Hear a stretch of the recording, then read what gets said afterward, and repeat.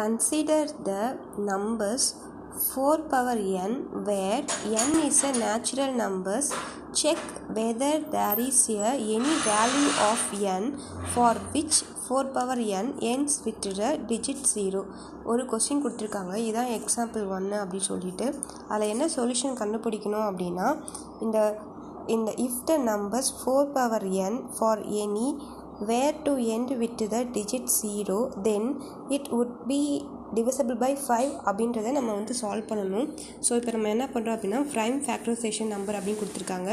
இப்போ 4 power n அதாவது கொஸ்டினில் கொடுத்துருக்க 4 பவர் n நான் அப்படியே எழுதிட்டு அந்த 4 பவர் n எப்படி நம்ம ஷார்டன் பண்ணலாம் பார்த்தீங்க அப்படின்னா 2 பவர் ஸ்கொயர் அப்படின்னு போட்டிருக்கேன். 2 பவர் ஸ்கொயர் அப்படின்னா 2 2s are 4. அப்போ 2 இப்படி போட்டுட்டு இந்த 4 பவர் n எப்படி பிரிக்கிறேன் அப்படின்னா 2வை போட்டுட்டு பேஸில் ஒரு ப்ராக்கெட் போட்டு அது மேலே 2 போட்டிருக்கேன். அப்போ 2வை 2 டைம்ஸ் ஸ்கொயர் பண்ணோம் அப்படின்னா 2 2s are 4 இந்த n அப்படியே இருக்கும், வேல்யூ மாறாது.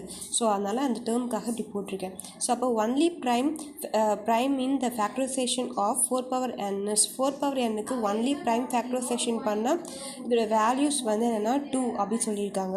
So the uniqueness of the fundamental theorem of arithmetic guarantees that there are no other primes in the factorization of 4 power n அப்படின்னு சொல்லியிருக்காங்க. ஸோ நம்ம அதை எழுதியிருக்கோம்.